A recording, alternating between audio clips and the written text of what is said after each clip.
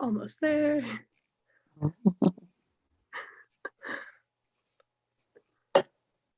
Okay. And we are live. Good morning, web shadowers. Thank you all for joining our session today. We have the pleasure of hosting Dr. Alli-Akintade, who will be presenting on gastrointestinal medicine. As always, please remember the Google form will be posted in the chat box at the end of the session, and that'll be open for another 30 minutes after the session has ended. With that being said, Dr. Akintade, you can start whenever you're ready. Thank you. Good morning. I think it's morning in most places right now. Let's see, it is 8 o'clock in the morning. Yes. So good morning. I'm on the West Coast, so sometimes I have to be cognizant of the fact that not everybody is on the West Coast, although the West Coast is the fun coast. So welcome. So how are you guys all doing? I hope you are doing well, staying safe, staying sane. 2020 has definitely been interesting for everybody. And I know that as college kids or college adults, I should say, it can definitely be even more challenging in a different way because some of the social interactions are not there. So I'm really glad that you guys have all been creative to find this virtual space where you can have physicians like myself come talk to you guys so that your education doesn't completely fall behind. So welcome. I'm glad you guys are here and thank you for inviting me. So as mentioned earlier, my name is Dr. Latifat Akintade, Alli-Akintade. Ali is my maiden name, Akintade is my married name. I chose to combine both together. I am a gastroenterologist, and I'll talk to you guys later on about what that means, but you can just, for short, you can call me a GI doc. And what I do is I help people, adults, have better health, right? I help them have better GI health. So for today, there are some things I want to talk to you guys about. I'm going to talk to you a little bit about myself. I will do a little case presentation, a brief case presentation. I will talk about what a gastroenterologist is and what we do. And along that lines, you will get to learn why I chose to become this. And I will share some tips for success. So everybody excited? Yeah. Oh, I can't even see the YouTube chat inbox. So, all right. So first of all, before I get started in the case, I'll tell you a little bit about myself. And the reason why I do that is I know it's a large audience, and it's nice to know where the doctors you're talking to come from, because sometimes when you see someone that is doing what you want to do potentially, it looks like they have had this perfect path where it's like, oh my goodness, they've never failed anything in life. They just woke up one day and they became this doctor, right? So as you hear my story, part of it is some of you may identify and others may not, but that's okay. And that's why we have a group of different docs from different backgrounds. So hopefully you can find one that you identify with or multiple that you identify with. But the bottom line is that we all want to let you know that this is definitely possible. This is doable. And I'm not BSing when I say that if I can do it, if we can do it, you guys can totally do it too, right? It's just sometimes it requires a change of mindset and a change of motivation, but it's so worth it. And I would completely do this again, all right? So like I mentioned, I currently live in California. I grew up in Nigeria. I moved to the United States when I was 18. I went to community college. So if you guys are community college students, you can type on the chat box and just say yes, because I'm a huge fan of community colleges. They're cheaper, the smaller classes. You have a chance of decreasing the amount of debt you have, or have no debt at all from student loans. And also the nice thing is the classes are smaller in general, so you get a chance to actually know your teachers and instructors. So that creates a better atmosphere for getting letters of recommendation. So if you're in the audience and you're like, well, I don't know, should I go to community college or no? I mean, definitely consider it. If you have the option of going straight to a four-year college, do it. But if it's going to be the difference between you getting like a huge bag of debt versus no debt or less debt, then I'm definitely recommending that you go towards the less debt, right? The less debt you have, the more flexibility you have in future and the less baggage you have to deal with, okay? So yeah, so I did 2 years of community college in LA called El Camino College.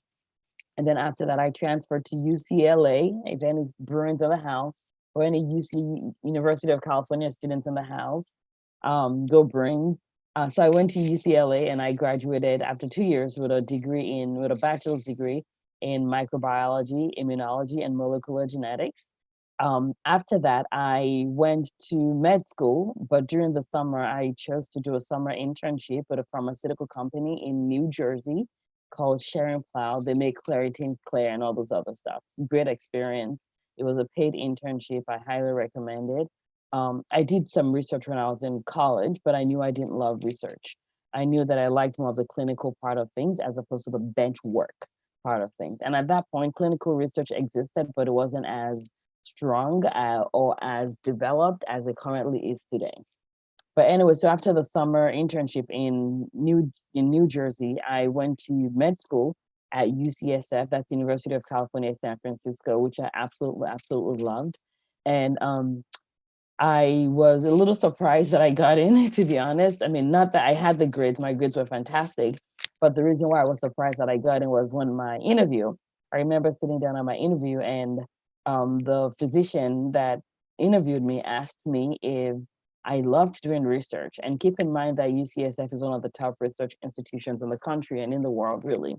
And I said, no, I don't love research. And I'm not quite sure why I decided to be honest that day, but I'm sure that my honesty was probably like a breath of fresh air to her. And she said, oh, wow, you don't? I said, no, I don't. So she said, tell me what you love doing then.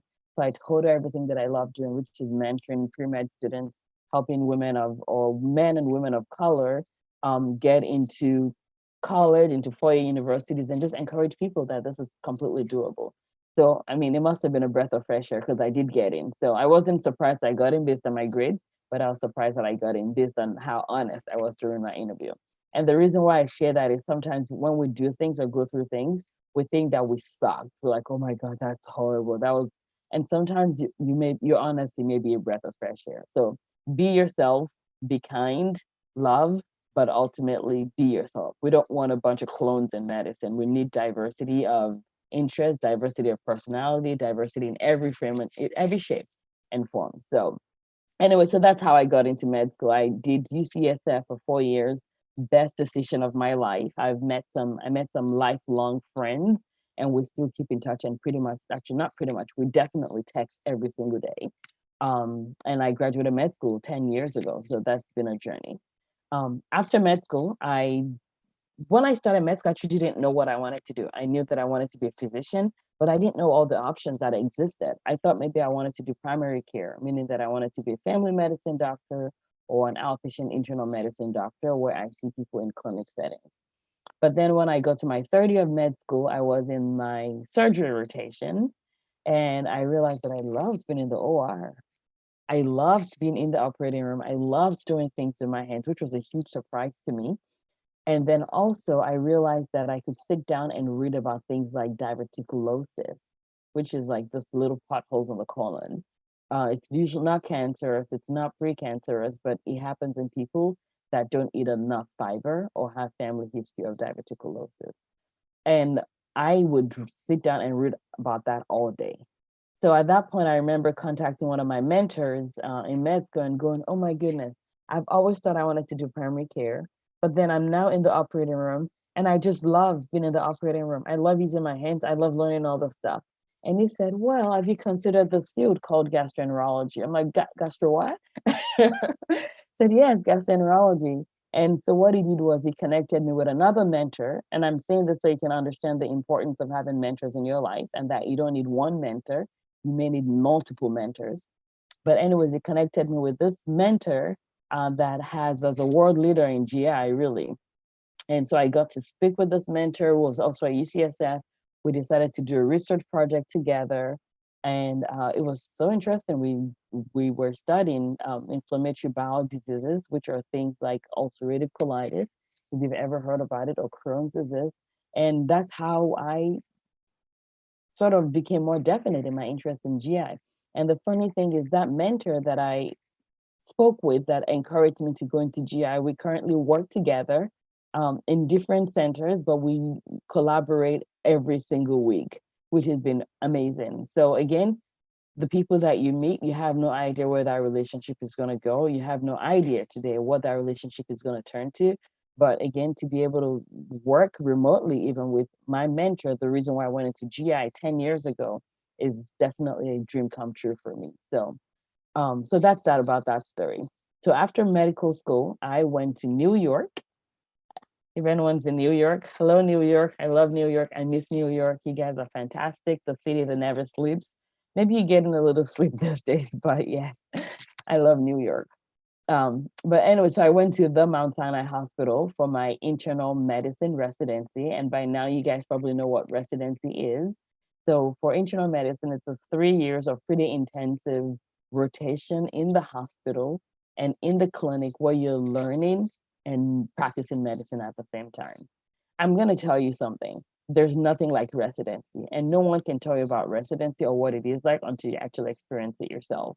It's the most intense thing that's ever gone through in my life, but also one of the most rewarding things that I've ever been through in my life. And the worst thing you can do is do it alone, right? You don't want to do it alone. You want to do it with friends. And I'm not saying old friends necessarily. I'm talking about building new relationships, um, and also just with your family, with family support. So I did my residency training for 3 years, best 3 years of my education. I became a badass. I think I can say that on YouTube. I became a badass physician.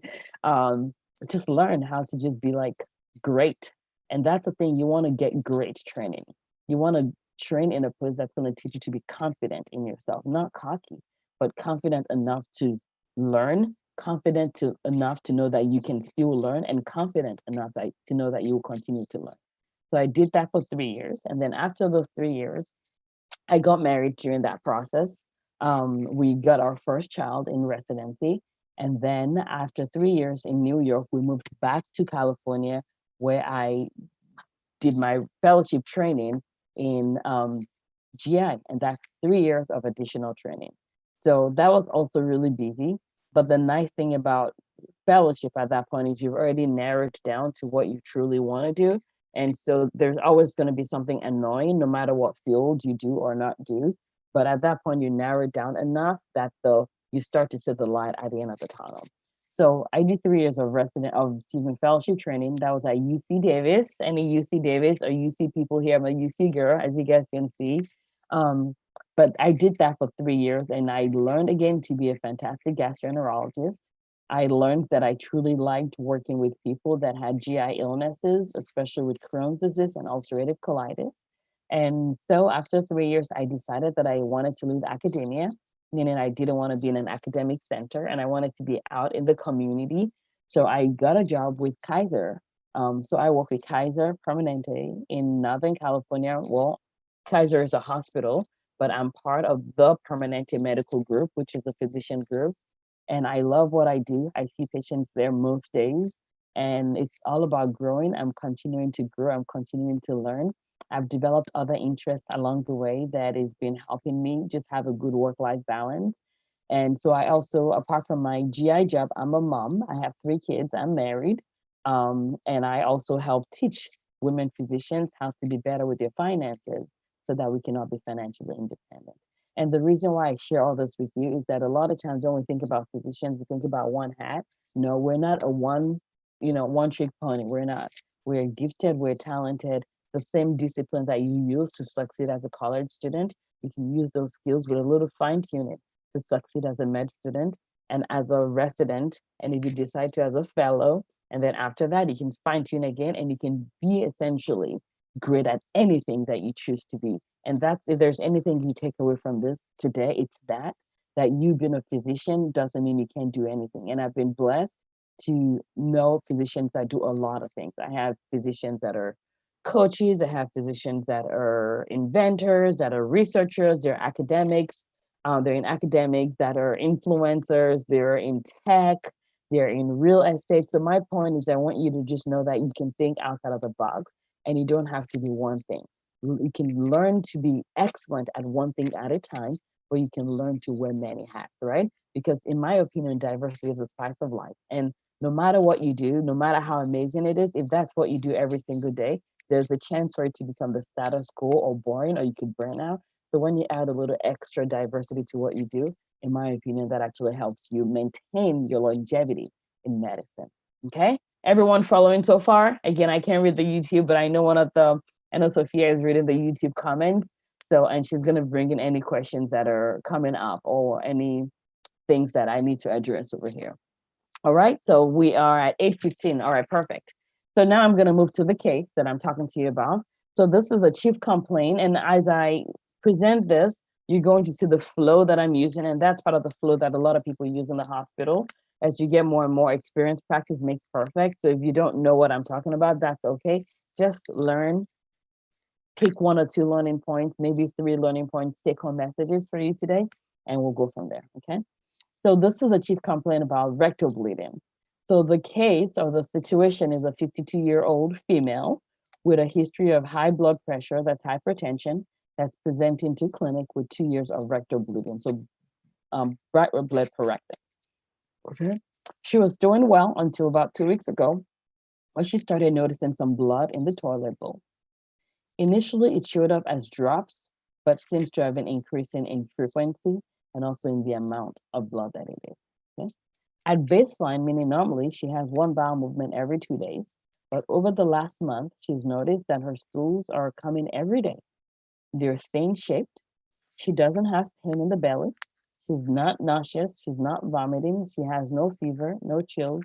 She does not think she's lost weight, although she kind of remembers that, oh, maybe I've been tightening up my belt a little bit more than typical. So even though she doesn't think she's lost weight, after further questioning, she thinks that, well, maybe I may, and I just haven't really paid attention. She doesn't have chest pain. She has no trouble with breathing, meaning no shortness of breath. And she says she's not had any swelling of the leg. So her past medical history, which I'm calling PMH, is significant for high blood pressure, hypertension. She is on 1 medication, which is lisinopril, 5 milligrams daily. That's a medium dose, halfway in there, and it's a blood medication for blood pressure treatment. She has no known drug allergies. Okay? Social history for her: she owns her own business. She does not smoke cigarettes. She says she does use marijuana intermittently. No alcohol and no cocaine, no substances. In terms of her family history, she mentioned that her mom died of colon cancer at age 50. And ROS stands for review of system, because whenever you're seeing a patient, you want to make sure you're not putting them into one box. You want to make sure you keep it broad. So all those things that I asked about, shortness of breath, leg swelling, nausea, vomiting, those are all part of the review of other systems that's pertinent here. There are more questions that I could ask, but just to keep this short and focused, those are the ones that I'm presenting. In terms of her vital signs, she had no fever.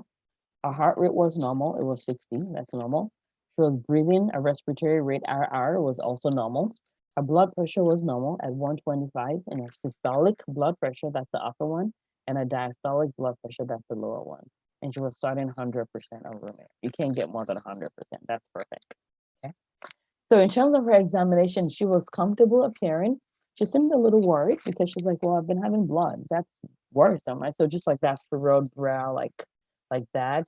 She had no acute distress. She was not ill appearing. She didn't look like she needed to go to the emergency room right away. She just was more worried but comfortable looking, in no acute distress. And in terms of her head, her eyes, nose, and throat examination, it was normal. She had no yellowing of her eyes, which is what I call sclera icterus. You can see sclera icterus, yellowing of the eyes, in people that have liver problems. Her cardiovascular system, our heart rate was regular rate and rhythm. She had normal heart sounds. She had no murmurs, okay? And her breathing wise, it was clear to auscultation bilaterally. And I know I'm being pretty detailed because I know there's a wide variation in our audience. Some people may be more used to this terminology and others maybe the first time they're hearing it. So it was clear to auscultation bilaterally. That means auscultation by listening with my stethoscope, and she sounded clear, okay? And her abdominal examination was nice and soft. It was not tender. It was not distended, not swollen looking. She had normal bowel sounds on my examination. And when I felt on her belly, I didn't feel any mass. I didn't feel her liver, and I didn't feel her spleen, and there was no enlargement. So that's hepatosplenomegaly, liver, spleen, enlargement, not present, okay? And then in her rectum, because she's bleeding, have to look where the problem is. So in her rectum, it was a normal looking perianal region, meaning she had no ulcers, no cuts that I could see, no ulcers. There was nothing draining. There was no evidence of external hemorrhoids that were enlarged. She had a normal sphincter tone, and the way we do that is we do a finger examination gloved with lube, and you want to check to see if there's any tightness, any super tightness, where they're straining to poop so much that they cause a tear, or there's no sphincter tone at all. You want a good sphincter tone. You don't want a rubber band that's completely elastic, and you don't want one that's unstretchable, right? And there was no bleeding at that point, and I could not feel a mass on my examination, so no possible mass. So in terms of her labs, and you guys are probably not used to seeing this, but this is her white count, which tells me if there is inflammation, was normal. Our hemoglobin count was slightly low, so 10 is slightly low. Normal can be very variable based on whether they're male or female, but usually about 12 to 13 is considered normal. And a platelet count, which helps with how your body clots, was normal, okay? Her INR, which also tells me about how thin her blood is, was normal, and her liver function test was normal. And the reason why that's important is that whenever someone is bleeding, the question is, are they bleeding because something is broken, or are they bleeding because they're just someone that's going to be bleeding because their body is not able to stop bleeding, which could be a sign of liver problems. So those are all the things that are in my mind. So a lot of times I always tell pre-med students and med students that when your patients see you, what they see is this. They don't see all the things that's happening in your brain where you're like asking questions. But sometimes patients are like, well, why is that important? Like, trust me, it's important, right? So that's why I got all this information. So just to summarize, this is a 52-year-old female with no pertinent medical history that's presenting with 2 weeks of rectal bleeding with a notable hemoglobin of 12. And when I say pertinent, her blood pressure is important, but it's not pertinent to why she's bleeding, right? So as a physician, when someone comes to me and as a GI doc, I'm asking myself, what could it be, right? Because what you don't want to do is you don't want to be so stuck in one way that you miss the more likely, but maybe not completely obvious potential cause to you, right?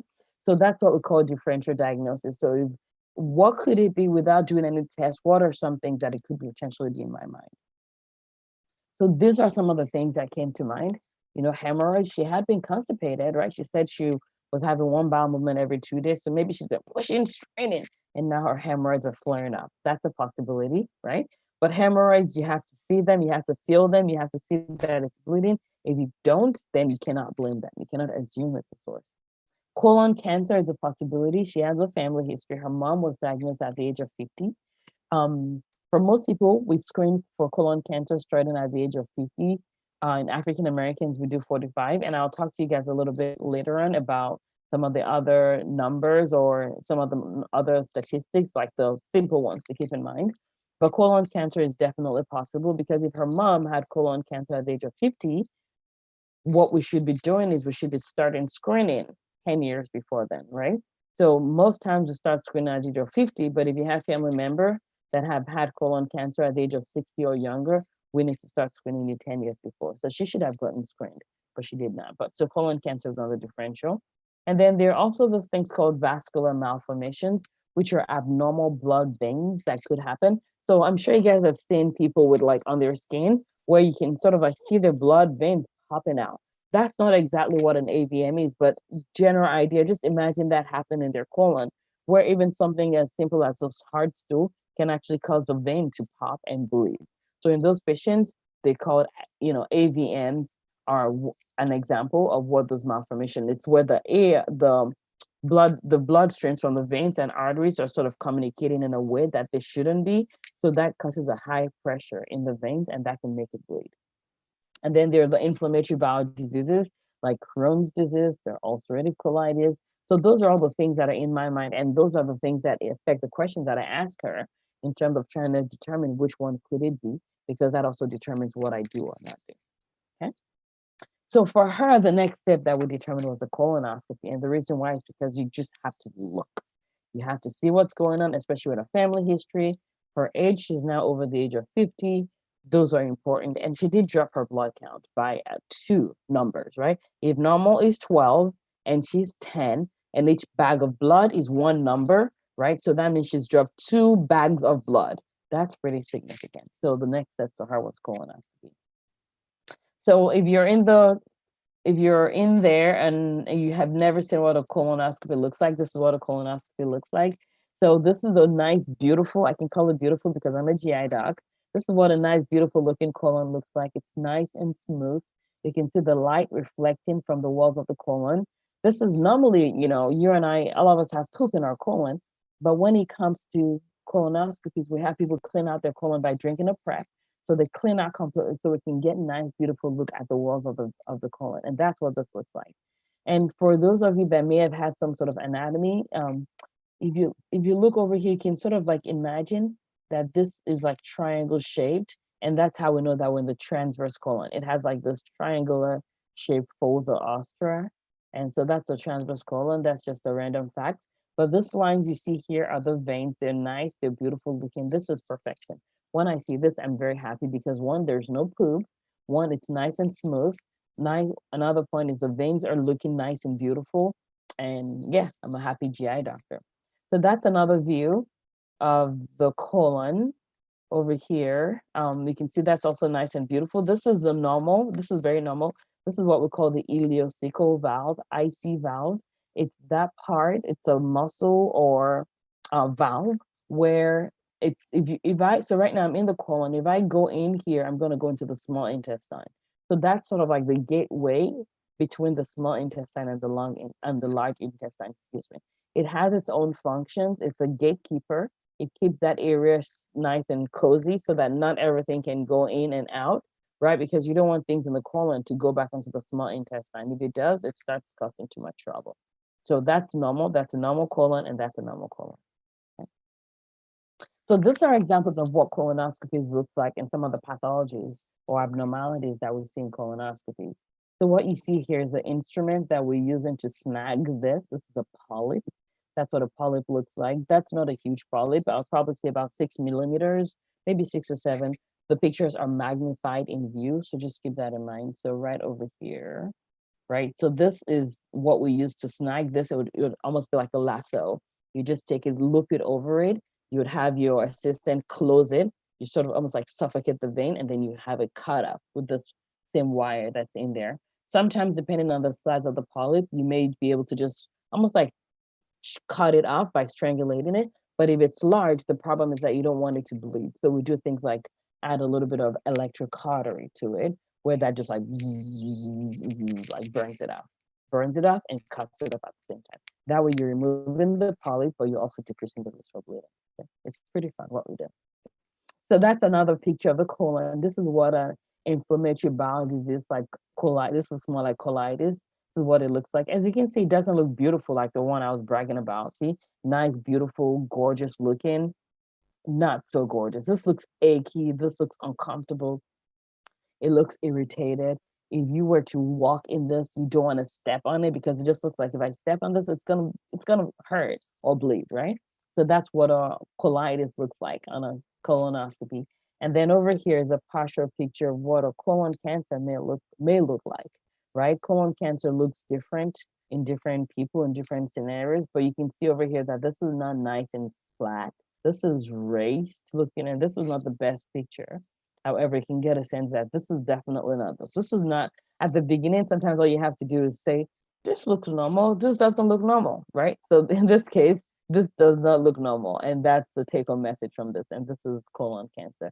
And usually what we do during the colonoscopy is we take samples of this because you cannot remove this in a colonoscopy. So we take samples. There are times when we may shave them off, but ultimately there's colon cancer. That part of the colon needs to be removed by our surgery colleagues. Okay, everyone following so far? All right, good, good, good. So let's talk a little bit about colon cancer. So colon cancer is pretty popular, unfortunately. For those that are Black Panther fans, unfortunately he died, right, recently from colon cancer. So it's pretty common. And everything that we're doing is to try and decrease the risk of having colon cancer. But even when people have it, our goal is to try and decrease the death from colon cancer. So it leads to prevention, and it also leads to early detection so that we can change mortality, right? That's the death. We can change the death rate so people don't have to die from this. So 90% of cases can be prevented, right? But we always remember that the family history is really important, especially when it comes to first degree, meaning like your parents, your siblings. If you have multiple family members with colon cancer, that can also be very concerning. IBD is inflammatory bowel diseases like Crohn's disease or ulcerative colitis. So when people have those and it's more extensive, they have a higher risk for colon cancer. And also there are some genetic causes or mutations like what we call the FAP, familial adenomatous polyposis, and HNPCC genes. Those are genes that increases the risk for colon cancer. And in people that have those family histories, we start screening them super early, sometimes at the age of 20, depending on when the colon cancer happened in their family members. The other thing that I remind people is smoking is bad for you, right? Smoking hurts your colon. It hurts a lot of parts of the body, but specifically smoking increases the risk for colon cancer. I tell my patients if you smoke, it's like the fertilizer your colon needs to grow polyps, right? So part of the things that I always do in my patients, even if I before they get diagnosed with colon cancer, if I find polyps, is I make sure I educate them that they need to stop smoking. And we also know that diet that's low in fiber. So if all you eat is McDonald's, French fries, and all that stuff, it increases your risk for colon cancer. And if you're not physically active, okay. So like I mentioned, we screen for it. Age of screening is 45 in African Americans, and the reason why is because we know that they do have a higher risk of having more aggressive colon cancer. So we want to diagnose it earlier before it becomes a problem. And we do 50 for everyone else, unless they have a risk factor, which is a family history. We start 10 years before the youngest person. This should be youngest, not oldest. So before the first person in the family that gets it. So for example, our current patient had her mom at the age of 50, so she should have started getting screened for colon cancer at the age of 40. And for those of you that are going to be doing things like primary care or outpatient medicine, sometimes it's easy to think of the things that you do as mundane. It is not. Every time you prevent colon cancer, you're saving a life. You're preventing headache and stress. You're preventing financial headache. You're preventing mental headache, not just to the person, but to their family members. So when you do things like, oh, we need you to get screened for breast cancer, or we need to get you screened for colon cancer, it just seems like, oh, another day, another mundane task, but literally every screening test you do is a life that you could potentially be saving. So it's really, really important. And like I mentioned earlier, in patients that have ulcerative colitis or Crohn's, we always screen them at an early age, and that's 8 years after they get diagnosed, if it's extensive. If it's limited, they may not need to, but if it's extensive throughout their colon, then they may need to. So then how do you screen? This is Will Smith. He got a picture of himself when he was getting his colon cancer. A lot of stars do that, and I guess they do that just to help people get comfortable with the idea. But most people are not smiling before their colonoscopy. They're tired. They're like, yeah, I've been up all night. So that was just a smile for the camera, I'm sure. So whenever we're screening for colon cancer, colonoscopy is the gold standard. And the reason why that is because you're not just looking, you're taking samples, you're preventing, you're doing all this other stuff. So it's our gold standard that we use. But for people that don't want to do colonoscopies, whether they don't want to do the prep or because they're afraid of the procedures or whatever it is, there are other options. Excuse me, or cost can also be a factor as well. So there are stool tests like the FIT test, which test for specific things in the stool, where people do that every single year, starting at the age of 50. There are also stool DNA tests can be done every 3 years. And I underline screening here because screening is what you do in someone that has no symptoms. If someone has symptoms, that's not considered screening. You don't do that, right? So if you're screening, these are the options. If they don't have if it's not screening, meaning if they have symptoms, like Our Lady, you just gotta look colonoscopy. There's no role for FIT test. There's no role for stool DNA test. Okay? And then there are things like flexible sigmoidoscopies, barium enemas. These are not ideal in 2020, yes, for screening for colon cancer because there are other options. And then there's a CAT scan option, a CT colonography option, which is becoming more increasingly used. I'm not a huge fan of it. And the reason why it's another radiation that you're exposing to. It doesn't remove, and also it screens for large polyps, doesn't necessarily screen for small polyps that are less than 5 millimeters. But I always tell people that the important thing is not for me to get my way. The important thing is for me to partner with my patients to do everything that we can to prevent them from getting colon cancer. And if they do have colon cancer, I want us to find it early so we can change the course of their life and get them back to life as usual. Okay. So that's the end of the case presentation for you guys. But I wanted to talk to you about what a gastroenterologist is, what we do, and how much fun we have. It's a lot of fun, guys. So gastroenterologist, I'm a physician. I'm a board certified physician. I deal with GI illnesses all day.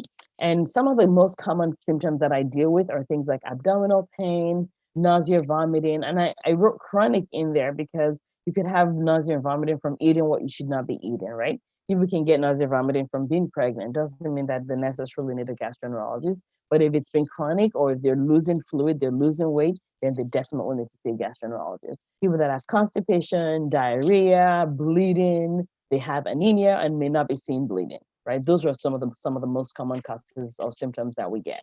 We also deal with liver diseases like cirrhosis, which is a result of long-standing progressive injury to the liver that can either be from things like hepatitis B, C, right? Can be from alcohol, from fat in the liver, can also be from other medical issues like primary biliary cirrhosis, primary sclerosing cholangitis, just some names. Because again, I'm talking about a wide range of groups here. There's some people that may actually have those GI illnesses in this population.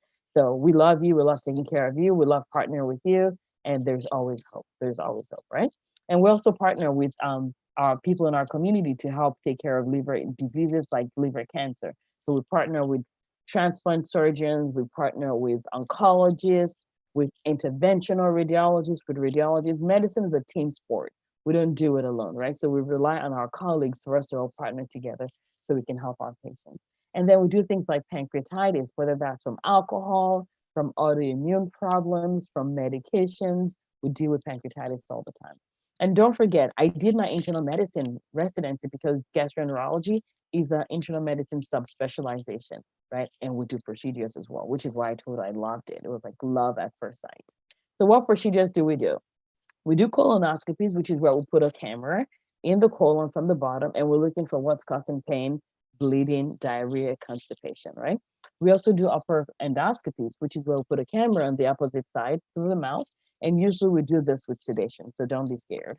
But we do that to help people that are bleeding. If you have an ulcer, to diagnose the ulcer, to treat the ulcer, or if you have an abdominal pain, we look for things like irritation, we take biopsies.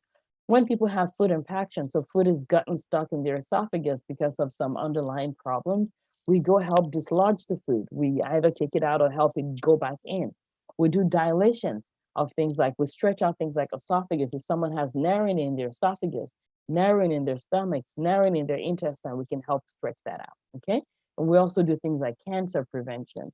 So for example, if you have a polyp in your stomach, or you have some abnormalities in your esophagus that we can remove before it becomes a problem, we want to do that. So we do all that. And also there are some times when we treat early cancers too by shaving them off before they get into places that are deeper, okay?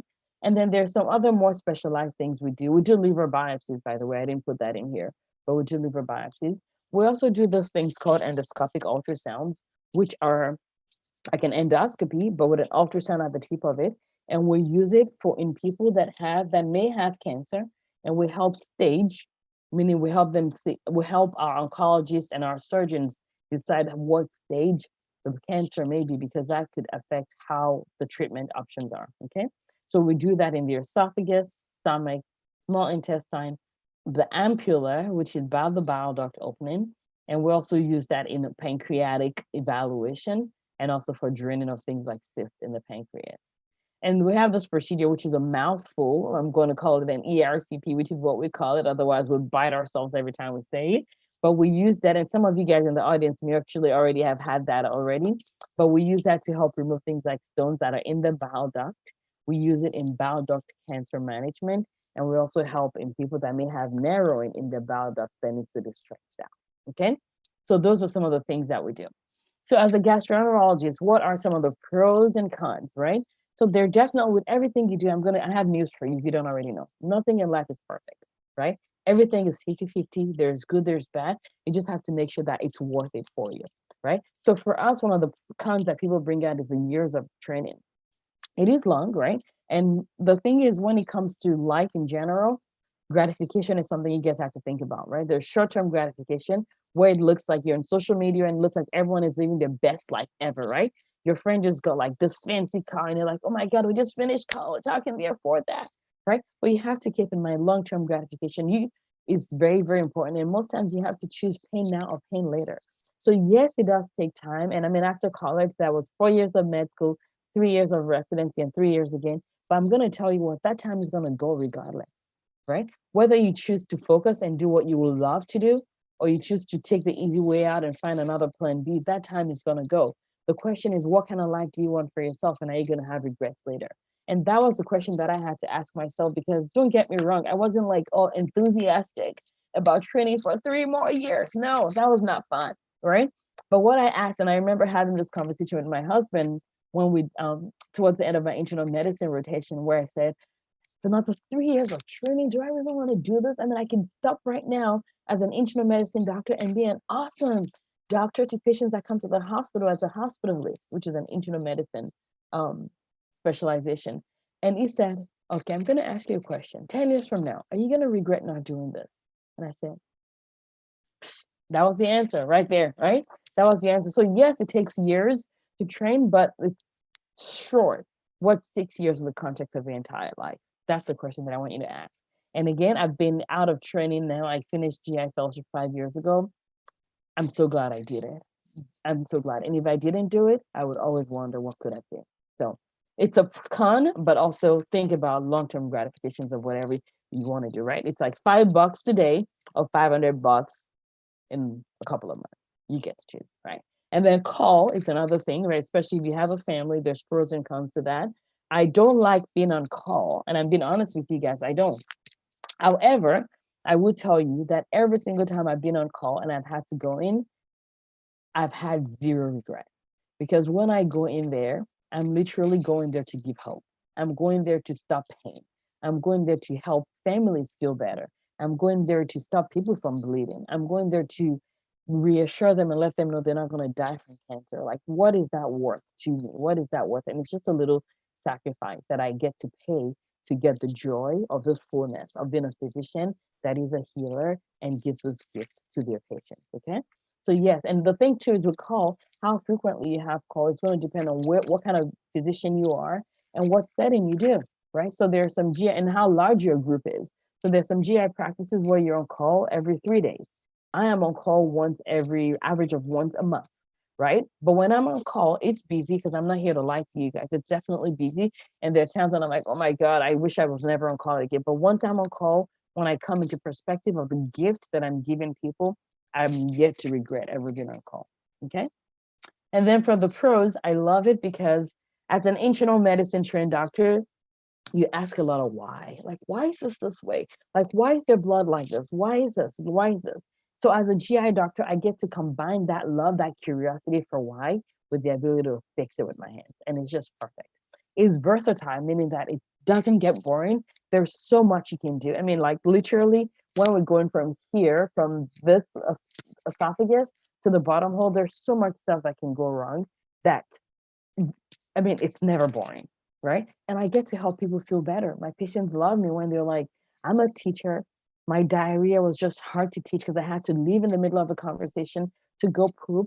And I'm fearful because I don't know if I'm going to be able to finish this conversation or have an accident. And when I get to fix that, it's gratifying, right? People that have been constipated and they're like, it's so hard. I'm having pain. I'm having bleeding. We get to fix that. People that have food impactions, they're like, I can't swallow. There's nothing as scary as not being able to swallow. I get to fix that, right? Look at things like colon cancer. You have family members that have died from colon cancer. You're worried about it.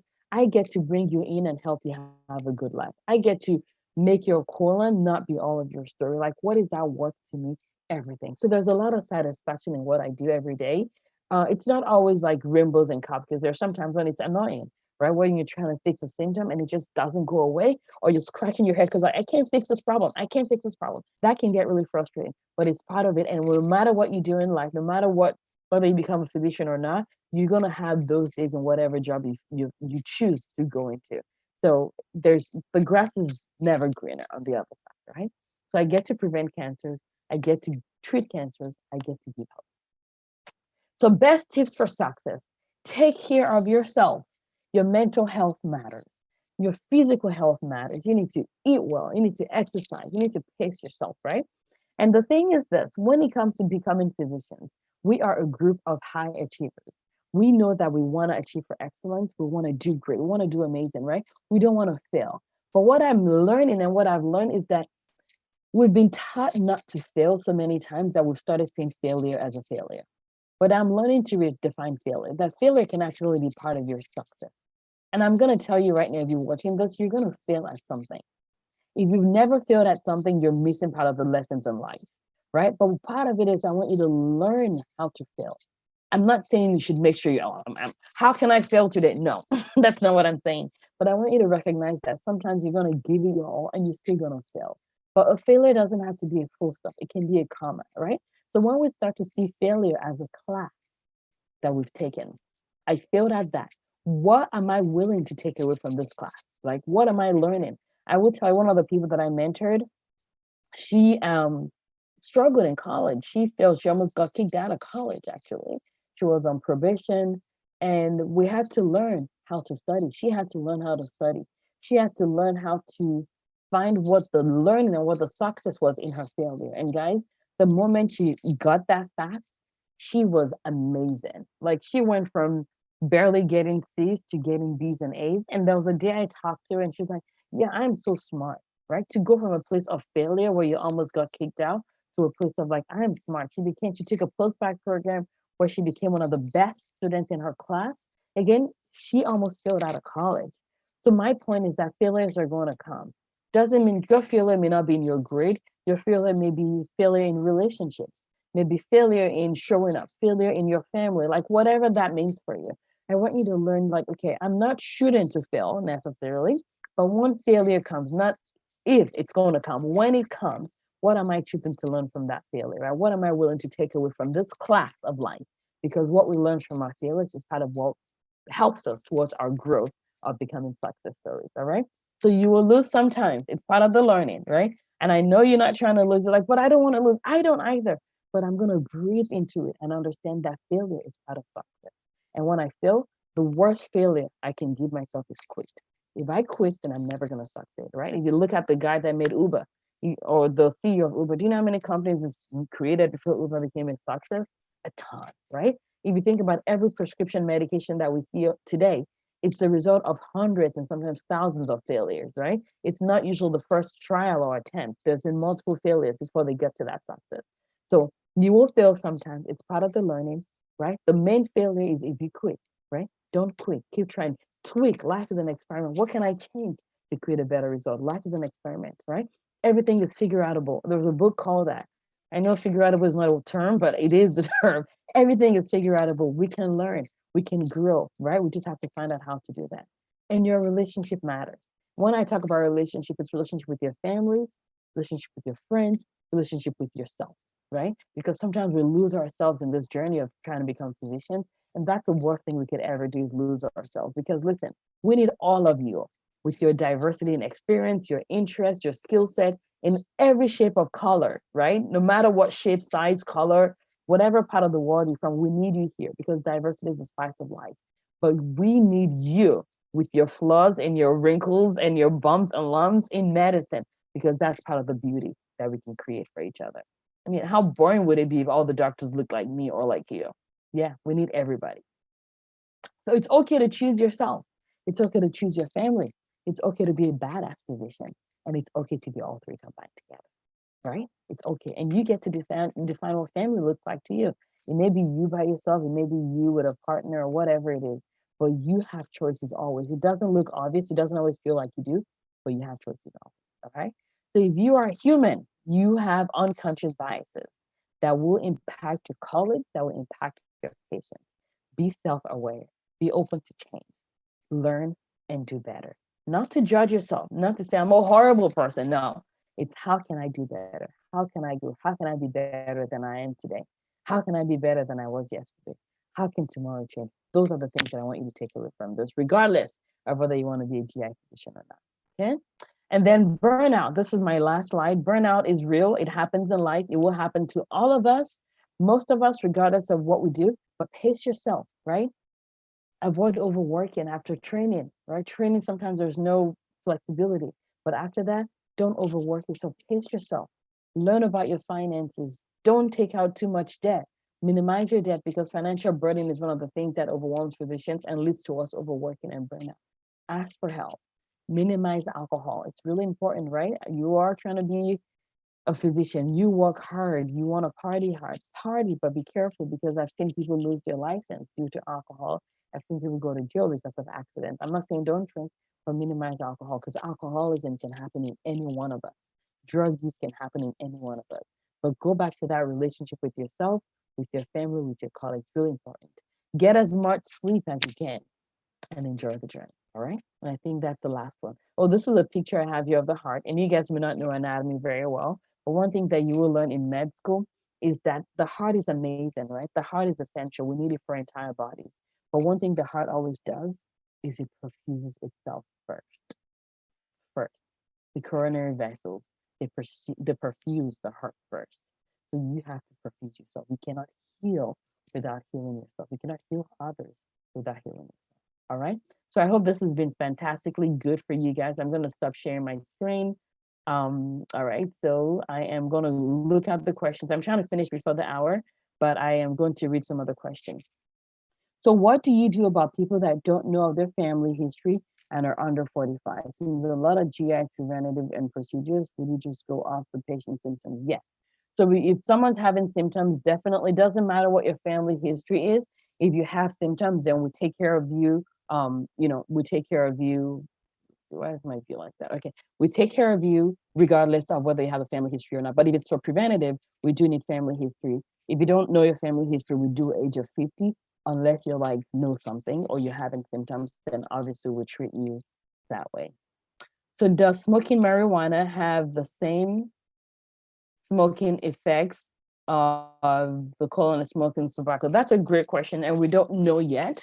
But one thing that I'm finding, especially even in my patients, that not just in terms of colon, because marijuana is getting more and more popular these days, so we're going to be able to see over time. The effect seems to be mostly with cigarette, but there's also something about smoking that just can be an irritant or pro-inflammatory for some parts of the colon, especially in people that have things like Crohn's disease. So usually I tell people when it comes to smoking marijuana, number one is if you don't have to smoke it, don't smoke it. Number two is understanding that asking yourself why you're smoking it is important. Are you smoking it just to have fun? Or are you trying to dull certain feelings or emotions you're trying not to feel? And part of being a human and part of being a successful human is learning how to feel the whole gamut of emotions, whether that's happy, sad, because if you've never been sad before, how are you going to know what happy feels like? But if every time you're sad, you dull that by trying to use something to dull those feelings, then you're preventing yourself from enjoying the full gift of life with all its bumps and lumps and all the ups and downs. Okay. So what is your, oh, someone said, all right, good question, by the way. During med school, were you ever squeamish with smell blood? Absolutely. All right, I'm going to share with you guys real quickly because I have to be done here in 3 minutes. I have a meeting at the hour. But my first time in anatomy lab in med school, I went in there. And I'm grateful for every family member that's donated their body towards our teaching and learning anatomy. It's not something that we take for granted at all. It's important.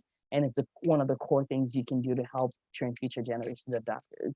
But I remember the first time I went to the anatomy lab, I saw the cadaver, is what we call the body that's been donated to us.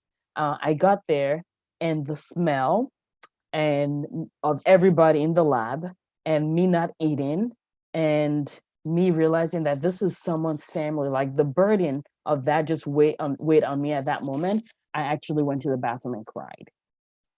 Yeah, yeah, no shame in that. I went to the bathroom, I cried for a couple minutes, and that's part of the humanism you don't want to lose. There's nothing wrong with crying. I cried because that's a human being on the table that's blessed me with this gift. I cried because it was overwhelming. I'm the first in my family to be a physician. I was the first in my family to be a physician at that point. So definitely lots of reasons to be squeamish. And then after I was done, I went back and I grabbed my scalpel and I didn't look back. You can learn how to not be squeamish because it's something you're thinking about it that makes it squeamish, where you can learn, right?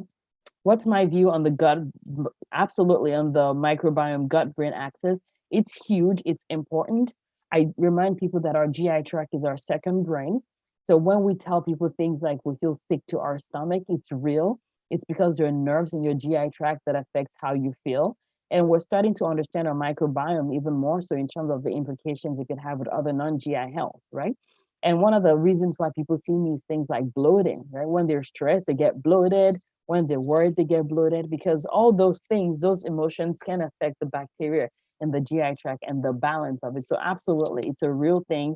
I talk about it all day long, and probably about 40% of the patients that I see, I have to remind them about the gut microbiome, and that you're not dying because of the pain, but it's a reflection of the fact that life is stressful, work is stressful, and all going back to that relationship with yourself, with your family, with your colleagues, and also learning how to feel the whole gamut of emotions is really important. And I think that it's going to continue growing in terms of what do I think the research is going to be in the future. It's going to keep growing. We're learning more and more about it. And I think it's going to be great. And the things we know today, we didn't know them 5 years ago. So it's already evolving, right? So another question is, what was the most difficult case that I encountered as a GI doctor? Difficult can be technical, can also be emotional. And in terms of technical, I have difficult cases all the time, but I think of it more as a challenging, it's a puzzle to be fixed, right? Where it could be a large polyp that I'm trying to take out. That could be a challenge at that moment, or could be someone with an illness that I can't figure out what the diagnosis is. And I really want to, because I really want to help my patients. And that's why it's important to work with a group of physicians where you're collaborative. So for example, I work in a group with 9 physicians, and we talk about this. We talk about cases all the time. We consult each other, we put our brains together, we learn together, we solve problems together, because the most important thing is not our ego. Our most important thing is helping our patients. Some of the most challenging things that I still have is when I lose patients, and it's something that people say you get used to. You get used to knowing that it's going to happen, but I don't ever want to get used to it, because each patient matters. So when I lose a patient, I feel it, and I let myself feel it. I don't let myself sit down in there for too long to the point where I get, depressed. However, when a life that's valued and beautiful leaves the world, it deserves to be mourned, and I do mourn with my patients. And it's part of the beauty of why I love what I do, and why I think I'm a great physician, because I get to enjoy all the gamut, the breadth of human emotions, and I get to mourn with my patients, and I get to celebrate with them. I celebrate they let me know when they're getting married, when they have kids, when they're pregnant, when they change jobs. I get to be part of their story, and that's a gift. But with that plus also comes the losses, right? I get to say goodbye and all those other stuff. All right. So I think that's the last one. Oh, I think that's the last one that I have here. Been a pleasure joining you guys. I have to go in like 15 seconds. Thank you for having me on. Thanks, Sophia, for hosting. And I hope this has been good and useful to you guys. Thank you so much, Dr. Akintade. This was such a great presentation. I feel like, I don't know about everyone else watching, but I feel like I should go like run a marathon right now. That was such a great presentation. Everyone learned so much, and thank you for taking the time to do this today. Just for those watching, the Google form has now been posted in the YouTube chat box, so you'll have until 12:30 Eastern to fill that out.